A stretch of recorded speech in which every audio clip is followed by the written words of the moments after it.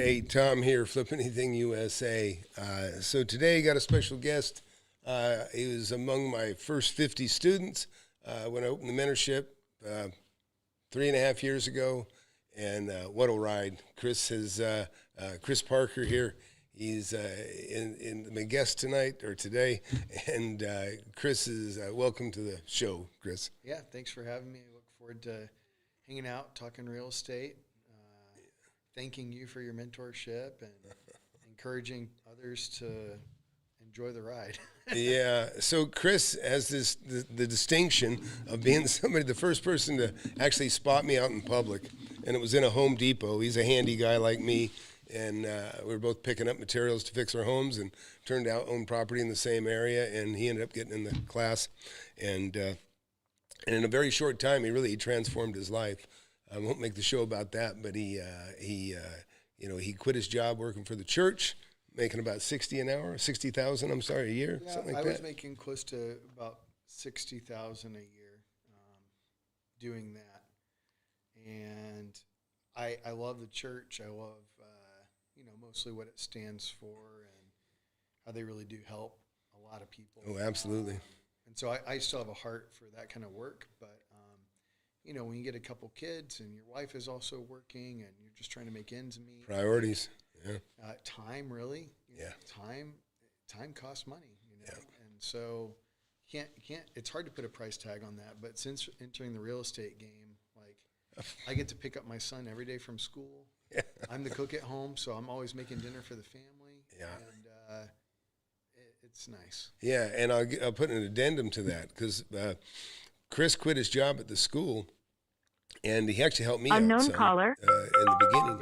And but in a very short time, he, like I say, he went from his first year that he quit, as I remember, he made about 180 grand, and then roughly 227, and you did a killer deal with your other house that you flipped out and got just in time. Right. So what's cool is people say, do you have to make $1 million to become full timer? And the answer is no. But what I'll say is, because he got out before that, but he's making 3 times the money, 4 times the money that he made from his job. Yeah. And there's no limit to what that'll end up being too. Yeah. It's really cool. And I wanted to add one thing though, Chris. Yeah. So what was really cool is, because he's, he goes to church, he's, avid churchgoer, but he went to the Ukraine three times, as I remember. Yeah. Taking syringes and different things that they need, and now he's not even getting paid. He's doing it in his free time, on his dime. He's doing it for free for the church. And and there's another trip. I'll probably again, everything, it changes every day. If you watch the news, you can see that. But I have another trip planned going over there, and no matter what your stances are on it, there's people over there hurting. And so it's really cool to be able to really, as a real estate investor, do what you want to do with your time. Absolutely. And, I work hard. I look for deals all the time. Yeah. But if I want to hang up the phone or turn off the computer for a couple of days, I can do that. Yeah. With the family. Yeah. So when I caught up with Chris last time, he was in Colorado. This is only maybe a month ago. And he told me that he had bought a one-way ticket for him and his family to go to Colorado. His wife still works, but she can work from her laptop at home and that sort of thing. Yeah. But he's remote too. He has some irons in the fire, and he can stay on top of those things, with his cell phone and that sort of thing. And but it's really cool because, like I say, he went in kind of a novice investor, and now he's quickly become a peer. And I would say, even to a further point, Tom, I went in maybe even as a skeptic. Like, sure, can I really do this? Like, can I really make this work? I've seen you, and I've seen your success. I've seen some other people on YouTube. You got to feel it, though. I've seen some other people on YouTube. I'm like, is this real or not real? Yeah. And whenever I kind of started and I did my first couple of flips, my eyes were open. I was like, oh, I can do this. Yeah. Yeah, this goes with everybody. Every new student that I have, it's just the hardest thing is to get the first deal. But even after you get your first deal and you make some money, you start to question whether you're lucky or not. Right. Right? And there are, to be fair, I think there are some deals you come across where you're like, whoa, like that wasn't just me finding a good deal, like the timing of the market, the person that I bought, like all of that does come into play. But I would say the consistency, when you find yourself, I'm on deal, I don't know, I'm on deal maybe 12 right now or 13. That's awesome. But when you keep hitting singles or doubles, it adds up. Yeah, no, and so like I say, just going from where he was, I mean, he's flipped one house and made $100,000. I mean, the one deal you made $100,000 on. Sure. You made $100,000 on a piece of land, just like that. That one was fun. Yeah, that was really cool. Really fun. Yeah, that was really cool. I bought that one for $129. No, yeah, $129, and I sold for $229, right? Oh yeah. I'll have to look at the HUD, but yeah, it was a little over $100,000. Yeah. And I think I weed eated the property. There's a few There's a few stories in there where I've like literally gone in and weed eated the property and taken pictures. And, you dressed it up. Yeah. It's very cool. And that's one thing. If you're going to sell a piece of land, you got to make it easy for people to find, and in this case, it wasn't bad. He was right on the lake with this one. Right. But take good pictures, drone photography, all that kind of stuff. Yeah, if you have to. Yours warranted it for sure. Right. Yeah. Chris did some cool stuff. You can put a picnic table out there so you could sit there and think about how much they wanted to make an offer. And it's a great idea. And the buyer, him and the agent, they sat at that picnic table. There was, there's 12 lots, 12 other lots, maybe 4 others for sale. And they sat at mine with the picnic table, and he sat there and he's like, in a mowed yard. Yeah. He's like, I want to build a house here. Yeah. It was pretty cool. Yeah, that was very cool. Yeah, it's neat for me personally, just because of the students that I've mentored, just seeing them get innovative and create their own. Everybody's has their own personality and their own set of skills of all types. Sure. And so you develop those skills and just learn to trust yourself. And Chris, just been a knockout. Well, what do you think of this market? And I want to change something. Yeah, the market.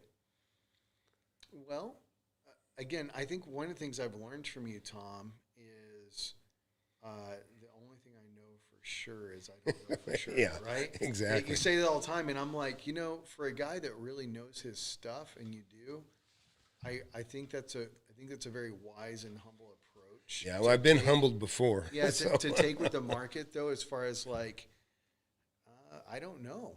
But what I do know is I know what the interest rates are today. Yeah. I know what they were 6 months ago. Right. And I'm looking at the prices of homes in the area and land. And, things seem pretty steady. Yeah, so we just had a jobs report. Turns out there's 880,000 jobs that were reported as created that were not created at all, which kind of reconfirms we're in a recession right now. I don't know if you saw that. Yeah. But so that's always in an election year. Each side tries to make themselves look better, and sometimes it's twisting the jobs report. They'll twist it either way. But the fact is we're in trouble, and everybody knows things much more expensive. I think McDonald's is $18 to have lunch now. McDonald's. Oh, yeah, that's expensive. Yeah, and they don't even have people taking your order. You have to put it on the computer. Now, see, I don't know. I don't go to McDonald's, but, I used to. There, yeah, of course. Yeah. But one thing is for sure is you can always invest. Like I always tell Chris and everybody else, there is no bad real estate. There's just bad deals. Don't make a bad deal. And Chris just signed a deal. He just about to close it, right? Yeah, and what's funny about that? And this a week ago. Yeah. What's funny about that deal is the well's been dry a little bit the past month or so, just looking for deals. And I've been very careful not to overestimate and overvalue something. It's like I'm only going to buy something if I know I'm going to make money. Yeah. Make a good amount. And this was a very small deal compared to what I'm used to doing. Right. But it was like one of my first deals even. And this one I bought a lot for $7,500, and I know bare minimum I'll get 14 for it. Right. And so I doubled my money. Yeah. And I'm excited about that. Right. And so, a lot of people worry about how much money does it take? Well, it does take a little bit of money. But what I can tell you is that properties that you buy under $100,000 have a much greater chance of being worth, 100% more than you paid for them, 300 or 400% more than you paid for them. It's just how it is. I went through about 70 lots that were in this range, Yep. and I was getting them from anywhere from $8,000 to $10,000. This is back in the 80s, but I was selling those lots for 300%. I was selling them for 3 times what I paid for them, and regularly. Then it went through, like I said, it went through about 60 lots in a very short time, and so you can start at any level, and there's real estate everywhere. I'm curious, Tom, at what point did you decide, like with the smaller lots, maybe somebody's out there investing like me and you've been doing it a couple of years, and you start scratching your head like, you're like, okay, I actually have room in my portfolio where I could just hold on to this and let it appreciate? Or do you flip it right away? Or do you try to do owner financing and, make some interest on it? Yeah, well, I've done both. This little book, this book here is from 1981 to 1990. And the last lot I sold was a big piece of land. I made $350,000. But most of the deals in this book, I made anywhere from $12,000 to $20,000. And it was small lots. A lot of them were the small lots. And at what point did you decide? Because at some point you understood and you figured out, okay, I can do this thing called owner financing, and I can make some money on the interest, but I'm going to get it in payments. Like, at what point in your real estate journey did you decide? Yeah, I think that's how I want to sell. Right. properties? Well, so of my $1 million in that folder, I had probably almost $500,000 in notes go bad.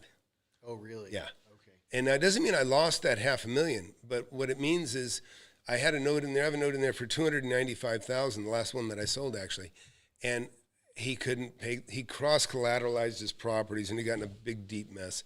And this is the problem. To your question right off the bat, if you choose to hold on to a property, you become a speculator. And I'm not big on speculation at all. And it's for the reasons that I've seen so many things go bad. It's not 100% bad, but that it's going to. But land does nothing but eat you, unless you just happen to be lucky enough. I've rented land for yards for framing crews, and where they tear down the concrete forms and that sort of thing. But if you decide to hold a piece of land, you don't know what can happen, because I did that with those lots. And I'll just show you guys real quick on Google Earth, and Chris is probably almost familiar with this anyways.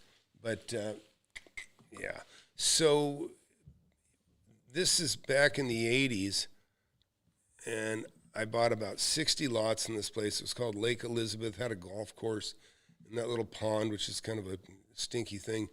But, it is what it is. That there was a golf course out here. That was the remnants of it. Doesn't even look like they keep it alive anymore. But I thought, yeah, I'll keep holding on to these. And what happened was, all of a sudden there was the water meters. They were redoing the water plant. And so now you couldn't get a water meter.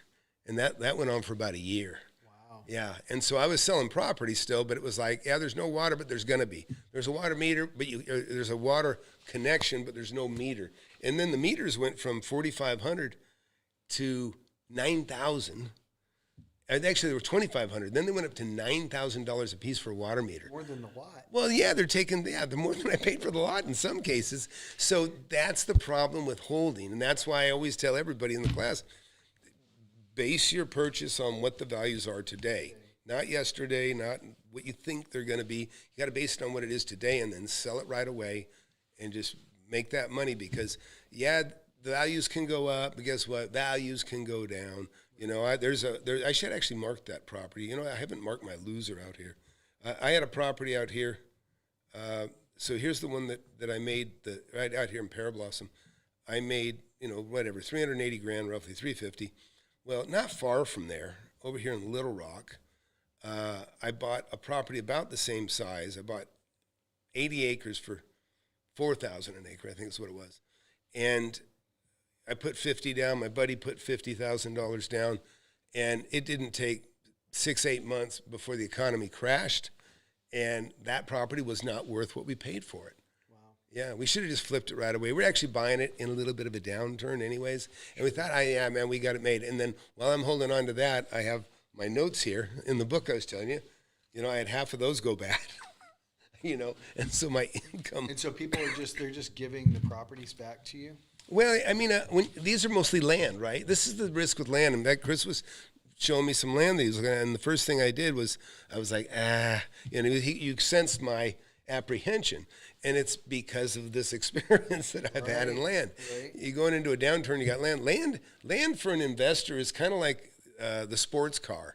You don't really need it. And so when things start to get tight, you start to look at what you can get rid of.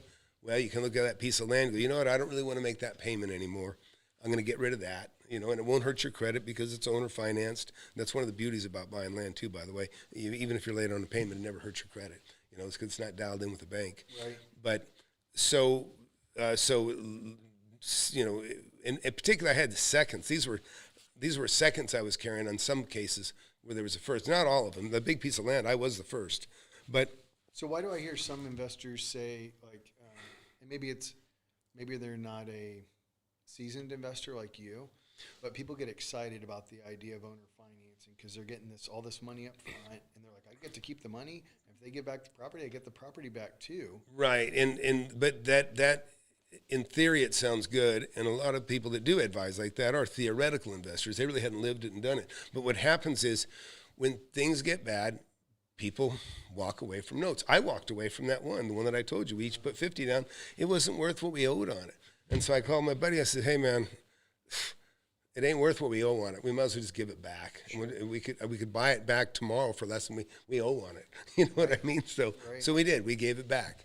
And the option would have been saying, hey, how about we negotiate this note down? But they wouldn't have done it, and I just didn't even care. So we killed it and gave it back. And then the lot that I sold, the other big one that I sold right here, that guy gave the lot back to me. He owed me $295,000, and he just gave it back to me.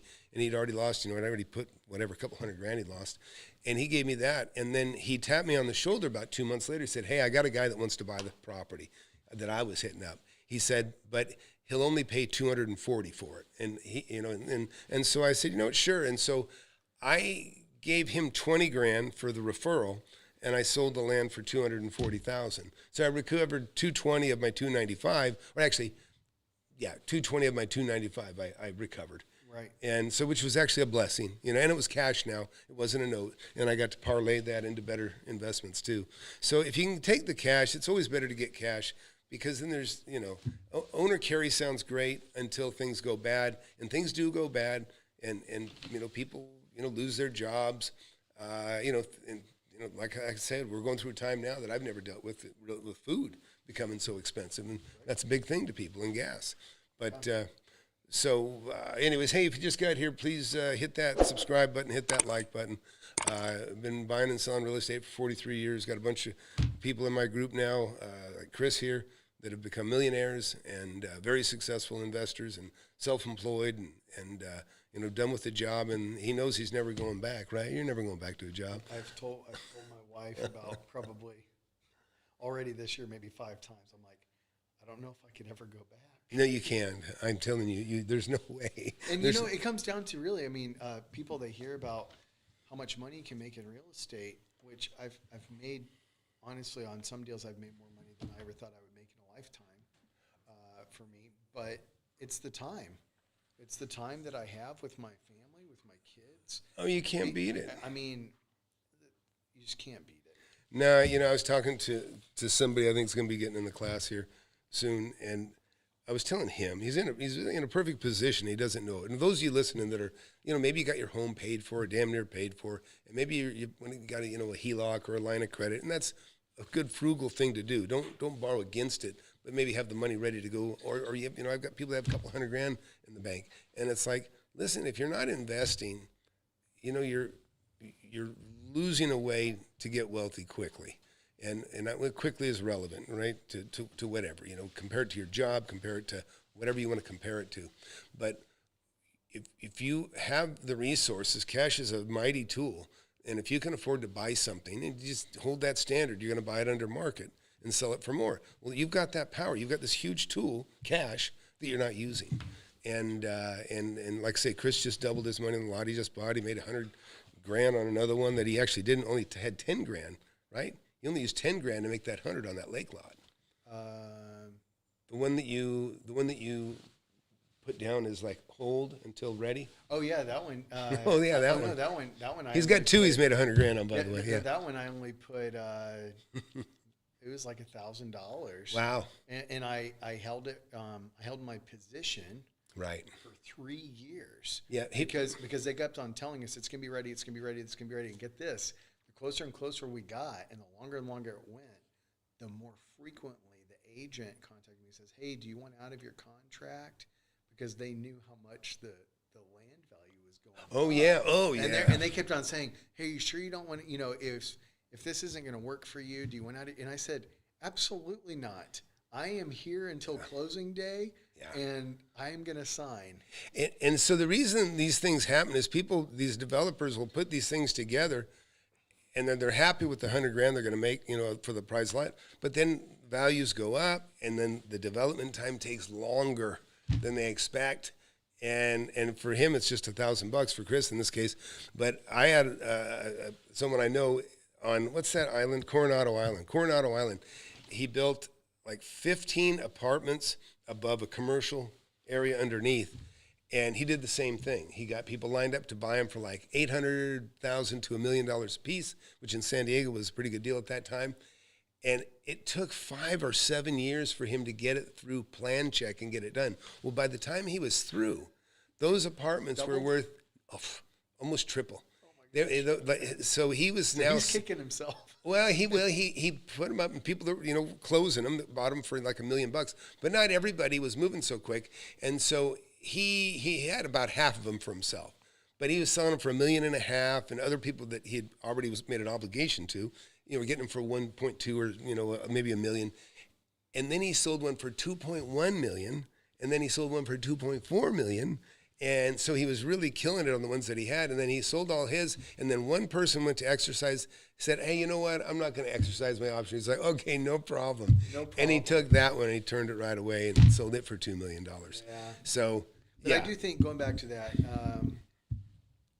again, there are days I still, and I think it's good for me to remind myself of this, like, I still consider myself a rookie investor in the sense of, I haven't seen it all. I don't know it all.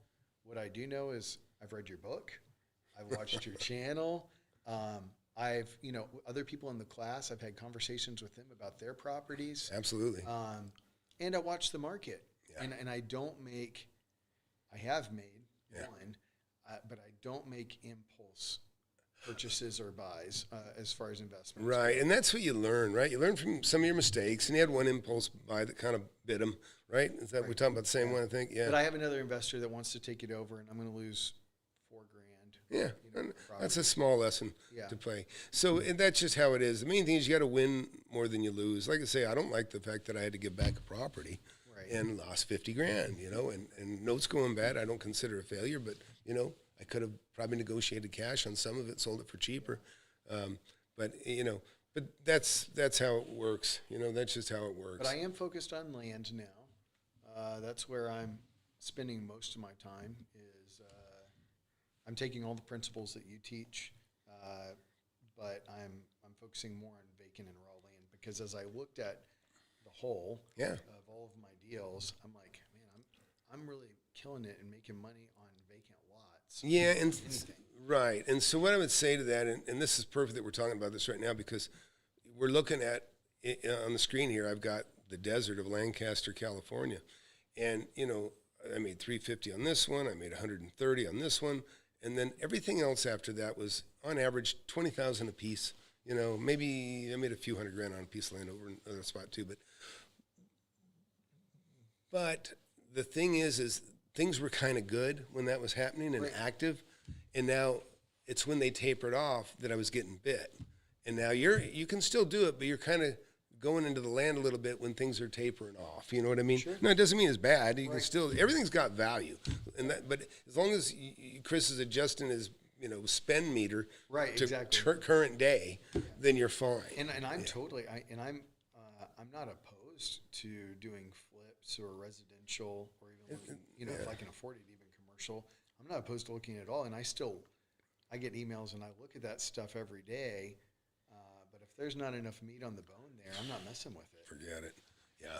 No, that's it. You know, like I say, it's cool because your sensibilities are basically just turning in exactly how they should But be. I think one of the most important lessons I learned from you, Tom, is whenever I went into this thing and I really didn't have much money at all to spend, one of the things that scared me to death were the interest rates and the idea of borrowing money and going and getting, a mortgage or a line of credit or whatever it might be that I get my hands on, and thinking to myself, man, like I'm gonna have to pay 8 or 9% in interest on this thing. Right. And I remember your reaction every time was like, don't worry about the interest. Yeah, don't worry about it. You got to look at the bottom line, and at the end of the day, if you're buying something for $100,000 and it's worth $200, why does it matter? It doesn't. And it took me forever for that to like get through my head. But once I finally got over that hurdle and I did it a couple times with financing or with my line of credit or whatever, I was like, oh yeah, it makes total sense. Right. And I remember when Chris, he took a partner on one of his earlier deals, and I was like, why did you get a partner? Because I felt you could do it by yourself. Right. And I think he felt a little bit of security in doing it with a partner, which is understandable. I did. Yeah. But because you'll eventually realize, man, I'll pay 20% annual interest, no big deal, and a couple of points. And I've never even had to do that, to be honest. I bought some hard money, but it was never horribly drastic. It was a little bit but it's better if you take a partner, you're paying 50%, right? And that's right off the top, 50%. That's right. So that's like a 50% in points day one. Yeah. So even my current deal that I'm looking at and assessing, I personally cannot afford this one. However, I have really crunched the numbers on the financing. He's got a big one too. He's talking about. I've got crunched the numbers on the financing, and again, I really need to drill down and appraise the value on this one. But if I can appraise it right and underwrite it correctly, I don't know. There could be a $300,000 spread. Yeah. And so we can't talk in detail about the one he's working on right now, but I would just say, you know what? It sounds pretty good, but a steal, I don't know. You know what I mean? Only because it's so freaking far away. I'm not gonna double my money on it. But if you consider the path of growth, which where we live, that's speculating now. Well, but where we live, I mean, it really is. It's blowing up, and it's you could argue it's slowing down, but it's still blowing up. And they're putting in a brand new interstate near this property, and no, it looks cool. It looks cool. I mean, even if I could get in there and cut a sliver of commercial property and then sell the rest and break even and just have the commercial property paid for. Yep, absolutely. Anyway. Nope. All right. Well, we'll wrap it up, I think. And Chris, thanks a lot. Yeah, it's good being here. We'll do it again sometime. He's one of the few students I have that actually lives in town. Yeah, check out the mentorship, guys. Really, if you've been watching Tom for a while, you've probably been watching too long. You need to just go ahead and get in the mentorship. What's really cool is the camaraderie of the Zoom groups and getting in there with other investors or other rookie investors or veteran investors. Because I've learned so much from Tom, but getting able to learn from some other people and their deals, it's really nice. Yeah, when you see somebody that's just like you financially, even though they're on the other side of the U.S., and they're doing the same thing. Everybody's got the same thing, better life for their family and, retirement early and all that other sort of thing. And so when you see somebody else like you doing it, it means a lot more than just seeing, whatever, the mentor who's done it for 40 years. It means a lot more because it reconfirms that it's possible and doable. But, hey, every Thursday I got a webinar, 7 p.m., be sure to sign up for it. You can see the link above, and it'll be the link below, flipanythingusa.com/webinar. And look, it's just a very cool thing. And like I said, the camaraderie's fantastic between the students, and you'll meet them all. And anyways, so look forward to seeing you guys again. Thanks, Chris. All right, thanks. Yeah. You want to learn how to make millions of dollars in real estate? I've made tens of millions over my lifetime, and I'm showing people how to do it. Get in my free webinar. I have it every Thursday, 7 p.m. Central. Go to the link below, flipanythingusa.com/webinar. Sign up for it. You can talk to me face-to-face if you want. Don't waste any time. Hit that subscribe button. Hit that like button. You don't want to miss my channel. I've been doing it for years.